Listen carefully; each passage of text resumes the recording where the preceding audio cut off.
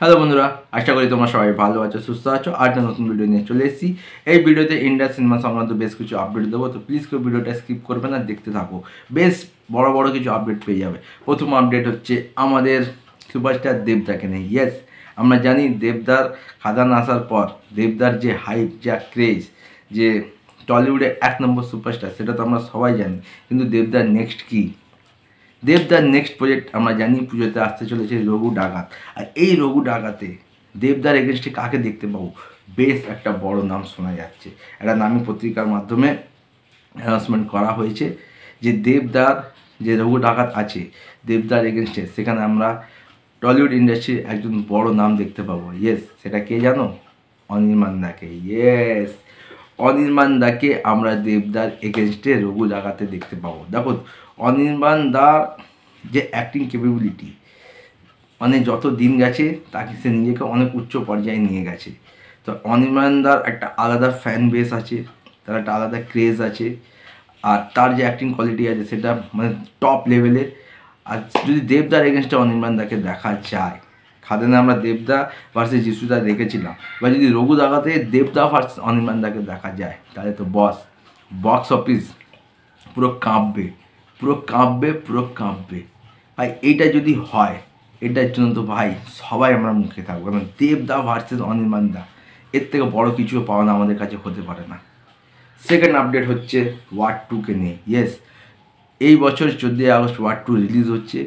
আর ওয়াইআরএফের তরফ থেকে জানানো হয়েছে যে এইচআর মানে ঋত্বিক রোশন ভার্সেস জুনিয়র এনটিআর যে ফেস অফের একটা সিকোয়েন্স আছে, সেটার জন্য 25 কোটি টাকা খরচা করেছে ওয়াইআরএফ। মানে বুঝতে পারছো, একটা ফাইট সিকোয়েন্স আছে বা ফেস অফ সিকোয়েন্স আছে, যেটার জন্য ওয়াইআরএফ 25 কোটি টাকা খরচা করেছে।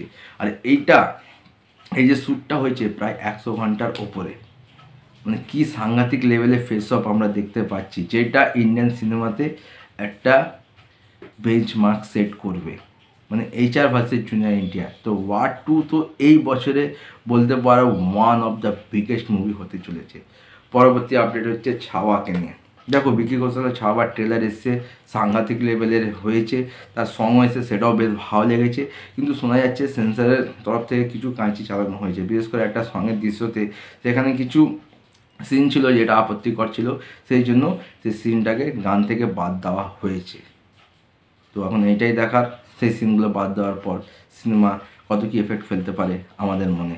পরবর্তী আপডেট হচ্ছে দেবাকে নিয়ে। আমরা সবাই জানি 31 তারিখ শাহিদ কাপুরের দেবা আসছে, কিন্তু দেবারও কিছু সিন আছে, কিছু ডায়লগ আছে যেইগুলোর উপরে কাঁচি চালানো হয়েছে।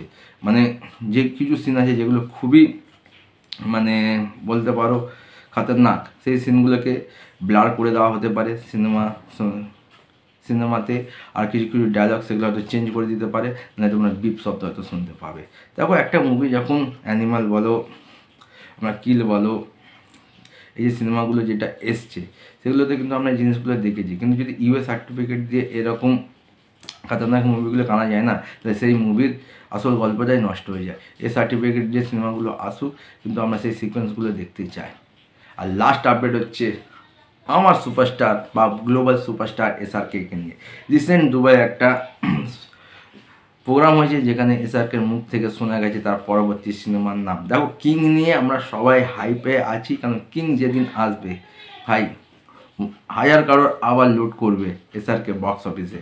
তো এসআরকে সেই ইভেন্টে বলেছে তার নেক্সট মুভি কিং, তার নাম দিয়ে শুরু হচ্ছে।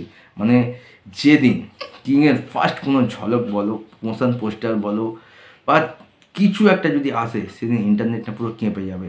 আর এটাও হয়েছে যে কিং ডাইরেক্টর এখন চেঞ্জ করা হয়েছে, কিংকে ডাইরেক্ট করছে সিদ্ধার্থ আনন্দ, যেটার সাথে যে ডাইরেক্টরের সাথে এসআরকে কাম ব্যাক করেছিল 2 বছর আগে। আর পাঠানে এসআরকে ও সিদ্ধার্থ আনন্দ কম্বো যে কী করেছে আমরা সবাই দেখেছি। আর শোনা যাচ্ছে এখানে বিজিএম দিতে চলেছে কিংয়ে অনিরুদ্ধ, মানে অনিরুদ্ধ, এসআরকে, সিদ্ধার্থ আনন্দ। ভাই খতম, বক্স অফিস খতম। তো কারা কারা এক্সাইটেড আছো কিংকে নিয়ে আমার কমেন্ট করে জানাতে পারো। আর ওয়ার 2 বলো, এই যে দেবদা ভার্সেস অনির্বাণ দা, এইটা যদি হয় রঘু ডাকাতে, তোমাদের কী মতামত কমেন্ট করে জানাতে পারো। যদি ভিডিওকে ভালো লাইক করো, কমেন্ট করে শেয়ার করো। দেখা চাটা নতুন